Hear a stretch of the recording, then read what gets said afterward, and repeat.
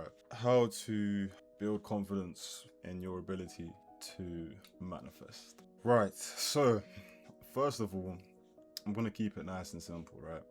There's something that you must come to terms with before you even begin to indulge. You must realize that manifesting is something you have been doing since you were a kid, alright? You have been manifesting on autopilot ever since you were a child, ever since you were a baby, even. Even now, you're manifesting, right? It isn't something that you turn off and on, it is something that you are constantly doing. The only difference between how you would do it then and how you would do it now is that you're doing it by design and not by default. You're doing it your own way. You're doing it with your own path. You're in the driver's seat now. You're designating the destination, okay? And you need to realize this, because realizing this allows you to accept the responsibility that you are not a victim, that you are responsible for the current life that you live, the current life that you hate, the life that you don't want. And upon coming to this realization, you then give yourself the power to change that life. Because if you claim ownership of the life that you don't want, you can then begin to shift from one life to another. Now, moving on, let's first talk about why it can be difficult to go from one point to the complete opposite, or one point to a complete drastic change. And this is because every single person has an energetic ceiling. Now, this energetic ceiling is as simple as what you have already experienced. Now, for example, say there was someone who makes 10,000 a month, right? And there's someone who makes 2,000 a month. Going straight from that jump of an identity of a person who makes 2,000 to a person who makes 10,000 is a bit counterintuitive, because the energetic ceiling is something that you have to collapse by adding tiny little jabs to it, right? So say that your goal is to get to 10,000 a month from 2,000 a month, right? Or to get to 20,000 a month from 10,000 a month. What you would then do is you would collapse that ceiling by getting to a point which you can believe that you are at without the external already showing it to you, without it sounding ridiculous that you're at that point. Because trying to go from 2,000 a month to 50,000 a month out of nowhere, or 100,000 a month to a million a month out of nowhere, buddy, you've got to work with the game of probabilities here, right? You've got to break it down. You've got to break down the goal or the desire to a point which you can actually conceive achieving, conceive understanding, and then once you get to that point, you go to the next point until you've actually reached that big goal you were talking about.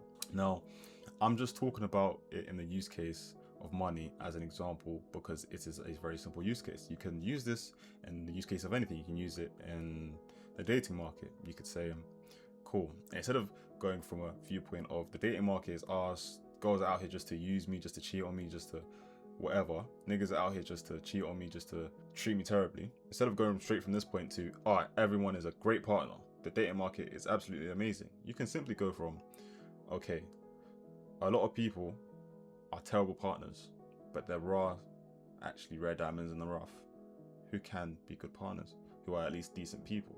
Alright, now there it is. There is that one simple shift, and then through that one shift you can then progress into the next level, into the next level, into the next level, until you reach that actual high point. And how we can do this is by a lot of the time using what we know about the subconscious mind, right? First of all, the subconscious mind is literally like it literally records playback and just outputs it. Okay, it records the information that you give it and just constantly outputs it in a loop. This is why when you were a kid, there are chances, sorry, not there are chances, it is definite that there are hidden patterns which you aren't able to see yet, which have been affecting you throughout your entire life, ever since you were a child. Because when you were a kid, your brainwave states were in the state, your brain was in the brainwave state of theta.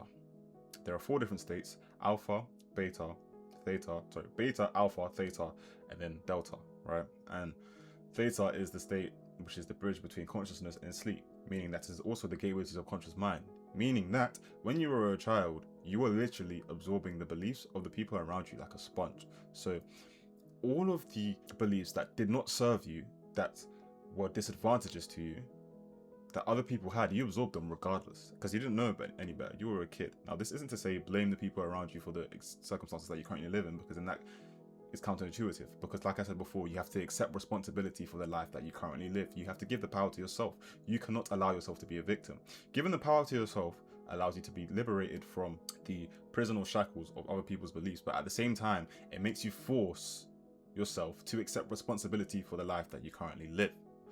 Now, moving on, because we understand this about the subconscious mind, we can say that we can literally change the life that we live, the energetic ceiling that has been applied to us. And how we can change this energetic ceiling is by abusing the fact that the subconscious mind also cannot differentiate between imagination and reality. And it also cannot differentiate between past or future, because within the subconscious mind, there is no past or future. There is simply a present, because like I said, it intakes information and constantly plays back the information in a loop. It constantly plays it out. So therefore, there is no concept of a past or a future, only the present. Now, how we can practically approach breaking this energetic ceiling is simply by allowing ourselves to emotionally experience something which just cracks it a little bit, something which is believable to us, something which we can conceive doing or achieving without it sounding like it is ridiculous. Because let's be real, say you make 1,000 a month, right, or 2,000 a month. Telling yourself, oh, I make 100k a month now or 200k a month now, you sound like a fucking dickhead to yourself. You feel like an idiot. Like, why am I telling myself this? This is why I'm not really a fan of positive thinking or positive affirmations or mood boards which say, you're a millionaire, or mood boards which say, you're a billionaire, whatever, etc., etc. Because at the end of the day, there is an energetic ceiling that has to be broken, and this energetic ceiling can only be broken by using the language of the subconscious mind, which is emotion, right? Because if you think about it, all of the memories that you remember from your childhood, which are deep, intense memories, all brought up a certain level of emotion, an intense level of emotion, which is why you remember them, which is why it is imprinted in your subconscious mind. Now, there may be hidden patterns within your subconscious mind that you can't even think about immediately, but all it takes is simple meditations upon your childhood for you to even find those hidden patterns and then rewrite those patterns. Now, if you want to figure out how to do that, you can go and watch my previous video that I made literally the week before this.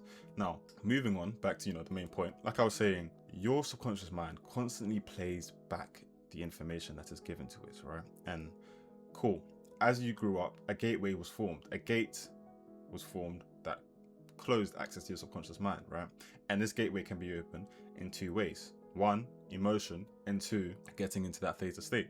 So, what do we know about the subconscious mind that I've already said? Cannot distinguish between past or future, cannot distinguish between imagination and reality. How can we use that? We can use this nigga right here, our mind. We can use our imagination to get information into our subconscious mind, so it plays back what we want it to play back, right? And cool, like I already said, you've been manifesting on autopilot, right? I want you to change your definition of manifestation, because a lot of people, when it comes to the definition of manifestation, their definition of manifestation is seeing an external change in the life around them. And nah, that's not what we want. What we want is a complete internal shift to the point where you don't even care for what the external is showing you. You've heard about this before, right? Delusional people. All of the people that are extremely successful in life were extremely fucking delusional. They saw it before it was shown to them. They had it before they actually had it, because they knew that what was really important was the realm of cause, and the realm of cause is the internal. The realm of effect is the external. And upon this realization, you begin to prioritize what is truly the more important realm, the realm of cause, the internal. You need to internally get to a point where you no longer are dependent upon seeing it externally, because you already know you've got it internally. Now, like I've already said, breaking this energetic ceiling is as simple as emotionally experiencing a circumstance or event which then breaks that energetic ceiling or collapses that energetic ceiling. And it is easier to go from one point to a midpoint or a quarter point before even getting to that one point at the end.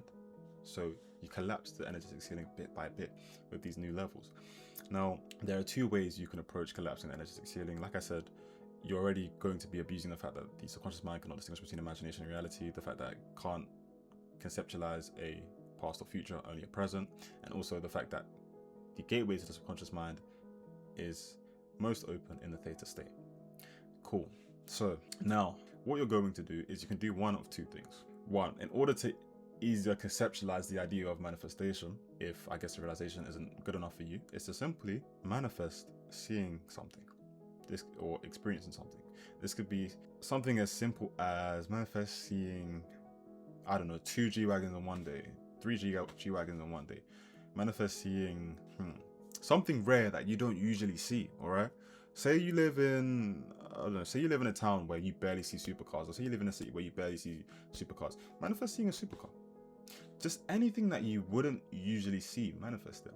And how you're going to do that is by doing this technique, which is creating your own imaginative reality. And how you do that is by, it's really kind of self-explanatory. Go within, and what I mean by go within, frame of reference. When I'm saying go within, I just mean close your eyes and relax.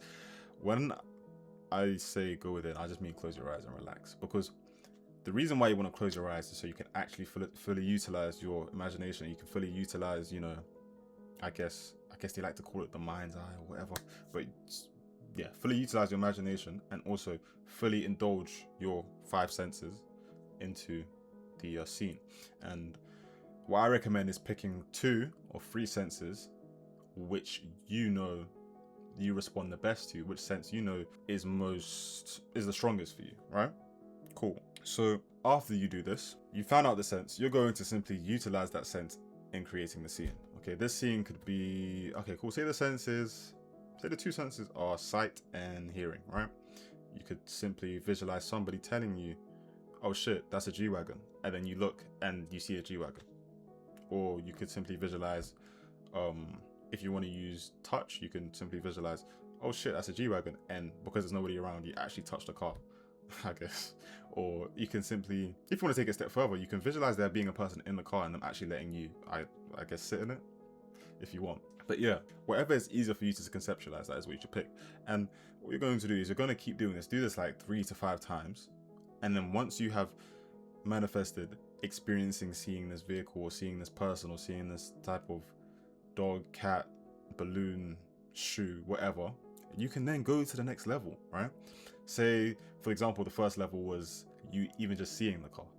Cool. The next level could be you even talking to the person in the car and then telling you how you got it. Or and then the level after that could be you talking to the person in the car and then they let you sit in a passenger seat. And then the next level after that could be the person you literally seeing in the car letting you take the car for a fucking test drive. And cool. That is really kind of all it takes to even build that first level of confidence. Now, the second thing you can do is simply look at the things that you desire, the things that you want. If you don't know what you want and you don't know what you desire, it's as simple as figuring out what you don't want in your life anymore. Because by figuring out what you don't want in your life anymore, you're able to figure out what you do want. For example, say you are a very skinny person or you are an overweight person. Cool. For the overweight person, you don't want to feel heavy anymore. You don't want to feel exhausted just from doing basic tasks anymore, like going up the stairs.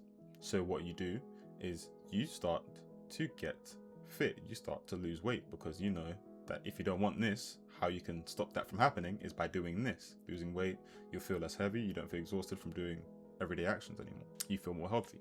Now, skinny person, literally the opposite. You feel too light. You feel like you take up no space. You feel like you have no presence. And because you feel like you have no presence and you're so light and whatever, you literally just do what you need to do to gain weight. And boom, there you are. Now, like I said, it's just simply what you desire. So with this desire of yours, you're going to start at a base level. You're going to start at the rookie level, at the noob level, at the prospect level, right? Cool. Let's just use the 2 examples that I even talked about before. Gaining weight, losing weight. Right, say you're starting at, 60 kg, right? And you want to get to 70. Cool. Before you jump, do that 10 kg jump post, right? Start with imagining a scene where you've hit 62 kg, right? Or 61 kg, right? And in this scene, like I said, you're utilizing the 5 senses. You're utilizing 2 or 3 of them. Or maybe even 1. If 1 feels, whatever amount you need to properly feel the emotion is fine, okay? Let's say you're using, I always like to refer to the use point of sight and hearing because, you know, that's just, you know, nice and simple. Cool. Say, actually, cool. Let's use a third one, actually. Touch, sight, hearing, and touch. Say, cool. You are I don't know, you're in the bathroom brushing your teeth. Family member comes up to you and says, wow, you look like you've gained weight. There's a scale in the bathroom. Let's see how much you weigh. Cool. You jump on that scale and you're now 62 kg. Feel your feet on that cold scale. Feel the hug or the dap up or the handshake or the high five that your family member gives you after you've gained weight or after you've lost a bit of weight. Because, you know, there's two examples here, right? Obviously, with other example, the person would be saying, oh, you've lost weight, and they'd be high-fiving you because you've lost weight, and the scale would be lower. You'd be 2 kg down or 1 kg down. And then you can begin to build upon that. From then, go to 3 kg. Sorry, 3 kg. Yeah, 3 kg is calm. You can go to 3 kg, then 4 kg, then maybe 6 kg, then 8 kg, then finally the 10 kg down. And there you have it. You've reached that goal. Or say you want to reach 20 kg less or 20 kg more. You start from 2, 4, 6, 8, 10. Okay, now 14. Now 18. Finally 20. Or you can go straight from 15 to 20. Whatever feels like it is conceivable to you. You start at different levels and then you begin to compound because your confidence in your ability to do that then increases and then increases. And at the same time, you should also not allow yourself to be down in the case of the external not showing you what you want, because the external not showing you what you want is as simple as your old frequency, your old identity trying to get you to come back towards it. Because if you have an over or a strong focus on the external, then it allows for your internal to be swayed easily. So focus on the internal, right? And what I mean by that is, before you see it externally, see it internally and prioritize the internal as the more important one, because that is where your energetic ceiling really is at. And cool, say you actually do go down on the scale a bit, but then you go back up again. Don't allow that to bring you down. All you have to do is reframe it, change your perspective of it and say, all right, cool, I've fallen, right? And now that I've fallen, there's only one thing that I know, that I was once at a higher point than this.